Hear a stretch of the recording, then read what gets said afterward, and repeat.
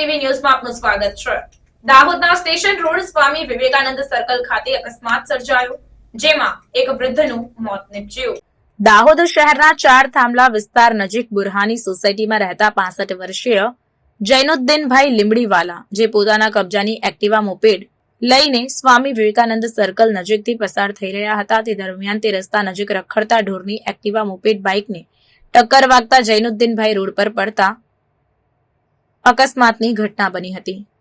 જ્યારે નજીકથી પસાર થઈ રહેલ ટ્રેક્ટરમાં અડફેટે આવી જતા અને ટ્રેક્ટરનું ટાયર તેમના પર ચડી જવાના કારણે તેઓનું ઘટના સ્થળે જ કમકમાટી ભર્યું મોત નીપજ્યું હતું।